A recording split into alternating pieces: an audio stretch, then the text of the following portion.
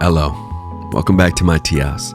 For today's cup of tea, we'll be talking about one of the most prolific decks coming to Union Arena yet, the red Code Geass Ashford Academy deck. This has been a deck I have been talking about since the inception of this channel, and the reason being is because this deck used to have the 1-drop Nanelli, which hasn't been printed just like they did to the Orihime and the 0-drop Rukia in Purple Bleach.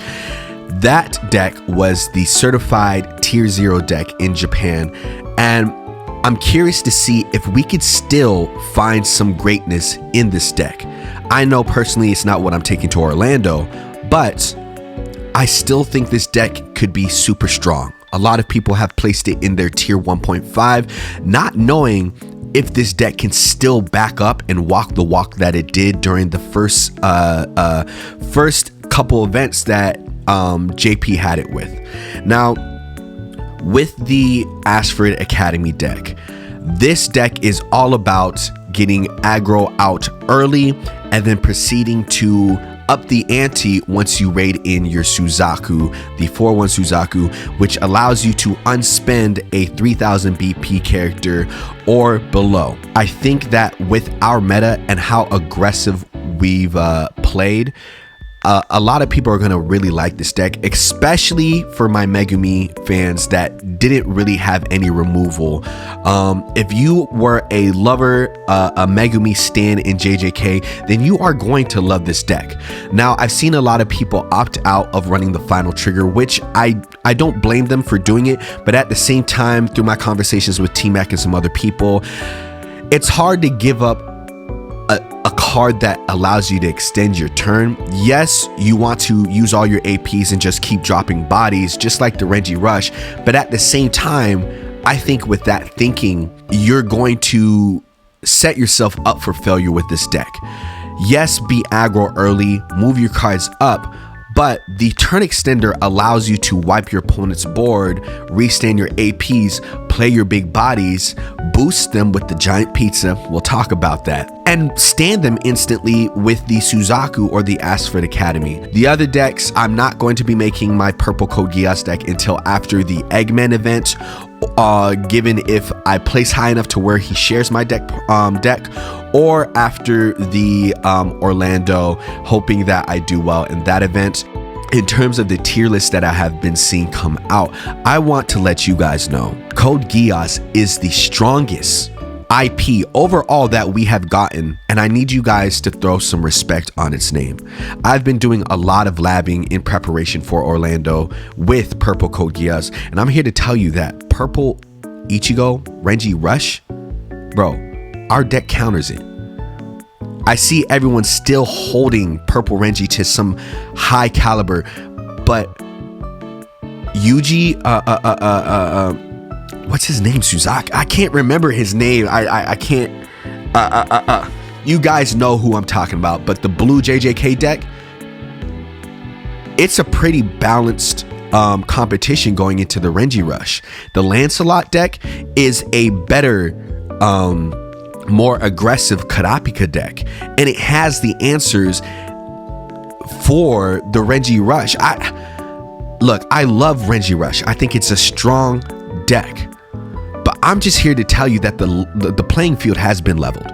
Okay, purple Code Geass, green Lancelot, and honestly, I'm telling you, Ashford is a sleeper, and Ashford can probably match Renji Rush's tempo, do you one better, a turn faster. So without further ado, let's just get in the mix.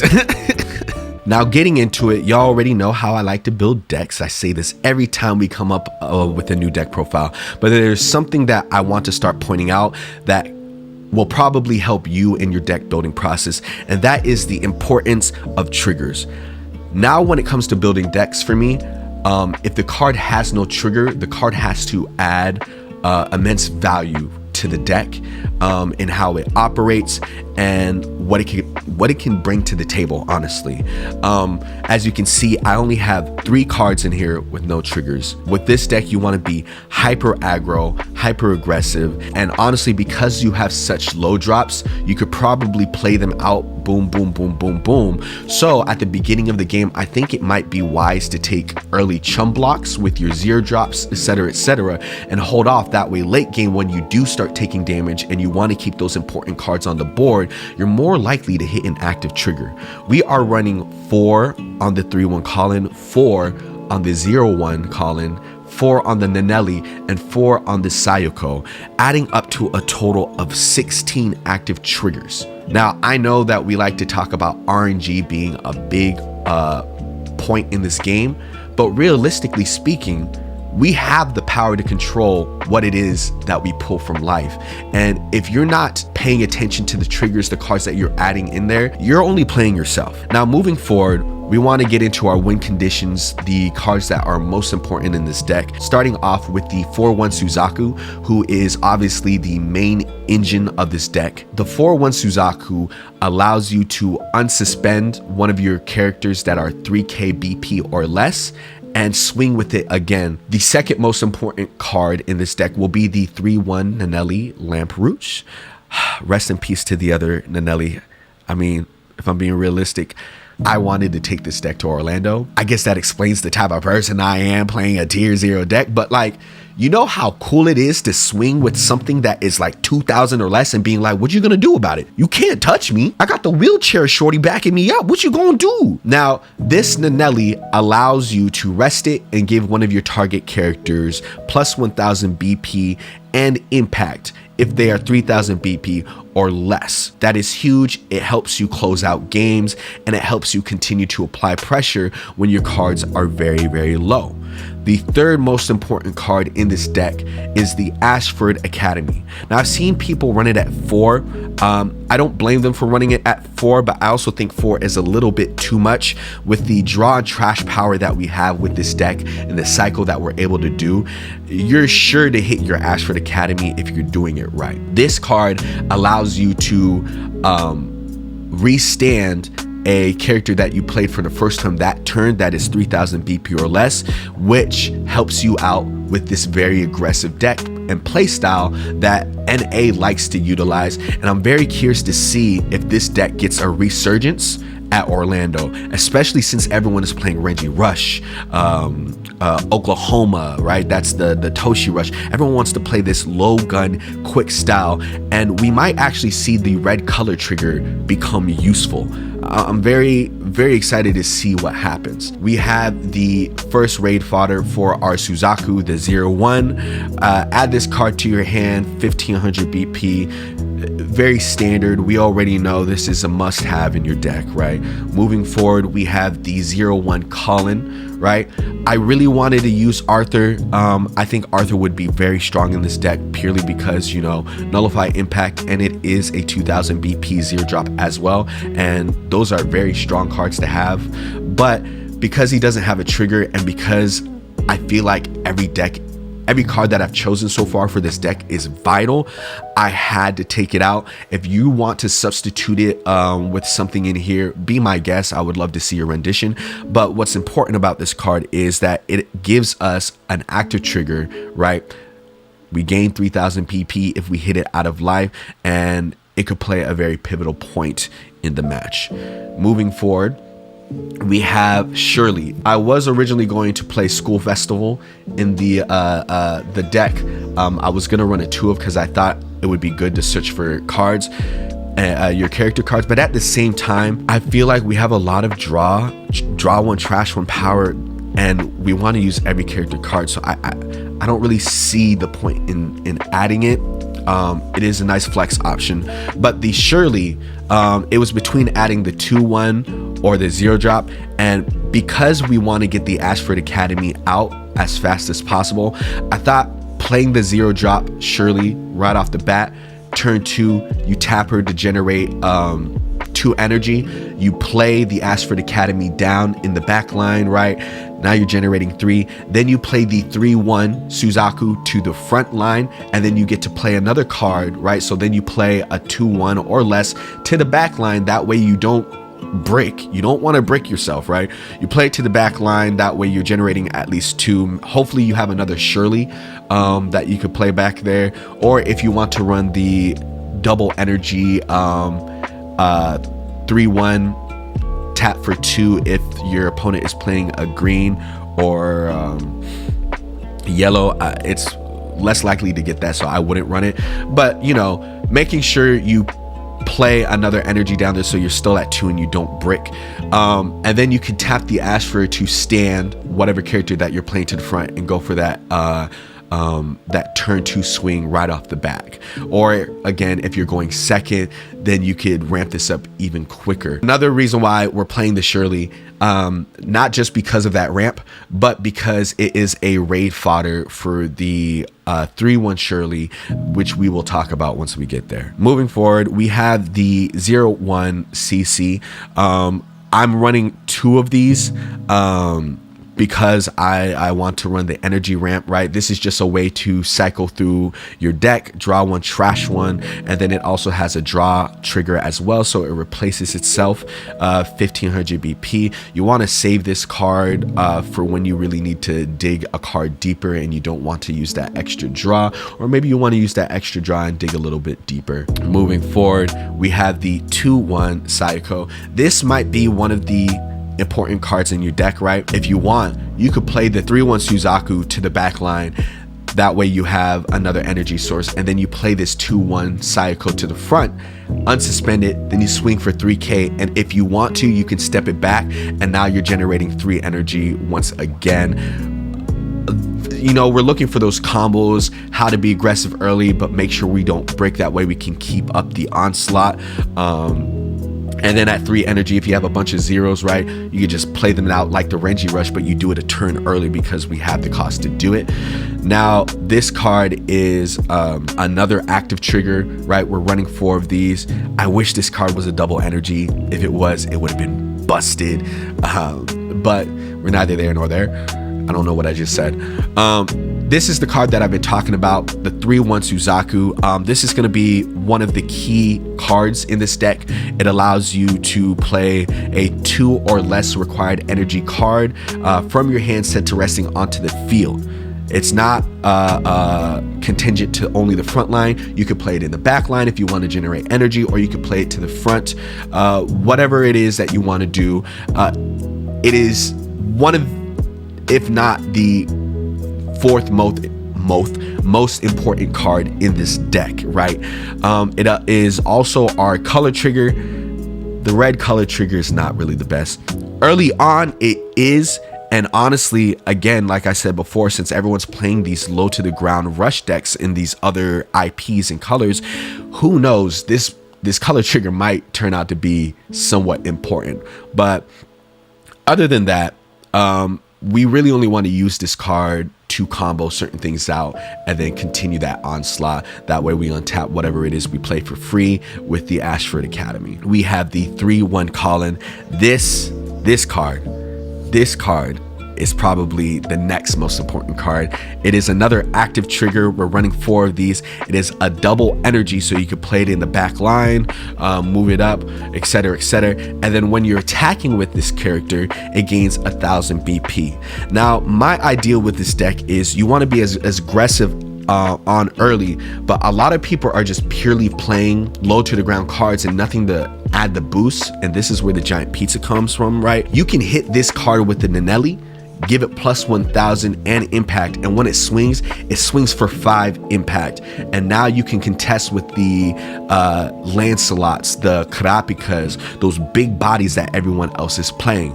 And when you pair that with the Suzaku and you play the giant pizza on the Suzaku, now you have 2 5k impact cards on your board that can swing, as well as another 3k body that you're going to unsuspend and swing twice. So now that's 4 damage, potentially 5 damage if you do the idea that I want to do, right, and you have another Suzaku on board, or you have another 3K body that you buffed up with a pizza or a second Nanelli, now you have 3 impacts that they have to take, and then you have the double swing.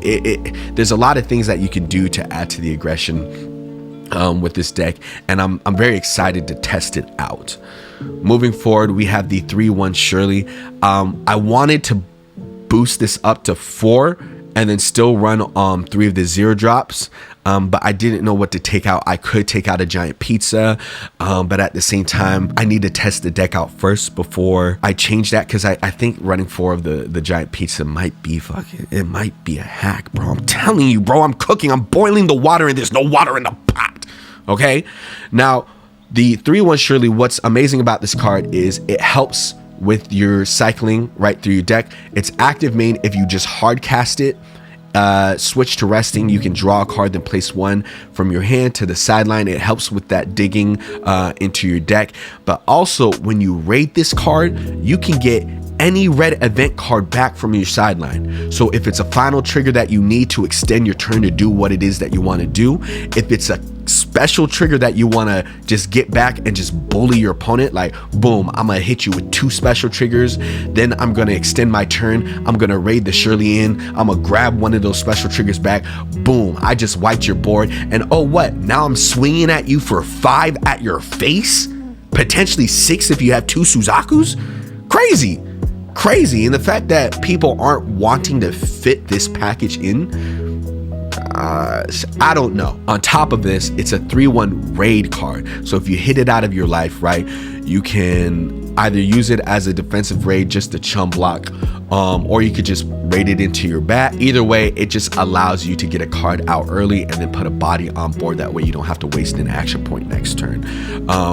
Really good card. Again, I wish I could run this at a 4 of, but it is what it is. And this is something that I've noticed with other red decks like Stoplight in the future. This mechanic becomes even more of a necessity in future sets. So I just want you guys to start thinking how you can do those combos with Shirley right now, because honestly, red is going to become a problem the more and more we get IPs that have already been released in Japan. Moving forward, we have the 3-1 Nanelli. I talked about this earlier on, right? The active main, you switch it to resting. You can choose a character with 3,000 or less BP on your field. It gains 1,000 BP and impact +1, meaning you can stack this if you want to, right? Say you have 2 Suzakus on field already, you have 2 Nanellis, you give someone impact, blah, blah, blah. I wish there was a way to force your opponent to block in this deck, because then I think this deck would be stupid. Moving forward, we have the Suzaku that I talked about earlier on at the beginning of this video, the main engine, a raid trigger as well. 4K, it has impact, but it is the main engine, restand, etc, etc. Moving on, we have Giant Pizza. Now, we already know that I am is it contrarian? I like finding decks that aren't meta and seeing how I can make them meta. I like being weird, I like being different, and you know, I think that's why some of you guys come and watch how I approach deck building, and I thank you for it. The Giant Pizza 2-1. Choose one character on your field. It gains 1,000 BP until the end of the turn. Choose up to 1 of your AP cards and switch it to active. And on top of it, it has a draw trigger. So if you get hit out of life, you can dig deep into your deck 1 card and it replaces itself. Now, I think this card might be super important in this deck because it allows you to boost up some of your 0 drops that are only 2,000 BP to 3, and then hit them with the Nanelli and make them a 4K impact. So if you are late game, you got them down to 2 life or 1 life, etc, and you need to close out the game, but they've already specialed all your Suzakus, right? They've specialed all your 3K bodies, so all you have are these babies. Bro, hit Giant Pizza, boom, it's a 3K now. Nanelli, impact, Oh, I got a second giant pizza. Boom. I'm gonna play it on the Colin. Now it's a 3K. Boom. I'm gonna boost it again with the second Nanelli on my board and give it impact. Like, I don't know. The card also restands one of your APs. So it's free. It's a free 1K. And if you want to, you can get the giant pizza back from the graveyard with your Shirley. So I don't know. Again, I've yet to test this deck out, so I need to test it myself and see. But I just feel like there's something there. It just itches my brain and it feels nice. You know what I'm saying? On top of that, if you're going up against, again, those big decks like Lancelot or Karapika, you could just giant pizza your Suzaku, and now he's a 5K impact, right? You can giant pizza your any of your 3Ks to make giant pizza any of your 3Ks to make them 4K, but you giant pizza them after you hit them with the Nanelli. So you Nanelli them, they become a 4K impact, then you giant pizza them, now they're a 5K impact. I don't know. I just feel like this is a unique tech card, and I feel like it could play a pivotal role. I don't know. I'm very curious to hear you guys' thoughts and opinions on this card specifically. Test it out and everything, and let me know in the comments below. But I think this is a nice little unique touch to the deck, and I think it could do some shenanigans. So then we have our final trigger. I've seen a lot of people take their final triggers out. Originally I went down to 2, but then I went back up 1. I get that with this deck, you just want to be aggressive right out the gate, but the final trigger is still important. You know, you only have 3 action points, meaning you can only put 3 bodies down on the field. If you have an action point, you can extend your turn to remove some bodies on your opponent's field and then continue to drop those bodies and restand them. So I understand why people aren't running final triggers in their deck, but you guys already know I like having options. I love having flexibility. And in one of those rare cases where you're not able to close out the game fast enough early on, if you do get to the late game, you might need the extenders to get the giant pizza off on your small bodies to build it up to hit the special or raid in the Shirley. You never know. Then we have our special trigger. Part of me was tempted to use the other special trigger just because we do have a couple event cards, but when I think about it, if you're playing this deck right, you should be able to get your opponent down to 4 life real quick, which makes this special trigger even more scarier. Something that they'll have to like but you know, this is a 4 of, self-explanatory. And then again, the Ashford Academy, it comes in active, so you can use it right away. 3,000 or less. Just be mindful when you're doing combos and you're buffing characters with giant pizza, etc., you hit the tech order right? So you play your 3K, you boom, tap it with the Ashford Academy, then you hit it with the Nanelli, it becomes a 4K impact, then you giant pizza, then it becomes a 5K, right? You want to make sure you're sequencing your stuff correctly, and you're not putting yourself in a sticky situation with that misplay. And on top of it, this card has an add this card to hand, so if you get it out of life, you could instantly play it your next turn. Truthfully, I think you only need 2 of these on the field. I don't think you need 3 on the field or 4. So if you do have 2 of these on the field already, go ahead and use the 3rd one. Excuse me. Go ahead and, if you do have 2 of these on the field already, go ahead and use the 3rd one as trash fodder for the Shirley cycle, right? Or the C2 cycle. And there you have it. That is Lullaby Academy. I know some people are going to be questioning the fact that I don't have any 1-drops in there, but I think with all the 0-drops that we are running and having the Shirley being able to ramp up an extra energy so we can get a 3-drop body out there, preferably either the one that lets us play another 2 costs or less, or a double energy card, right? Or the 2-1 that has step. I think giant pizza might do something. Bro, I know I might be coping, I might be high out this good chai tea, But people told me in the Discord not to make this deck profile because they don't want to see the resurgence of Ashford Academy. They don't want to see what happened to JP. And I'm here to tell you, go ahead, test it out. Make me eat my own words. Make me regret doing a deck profile on this, okay?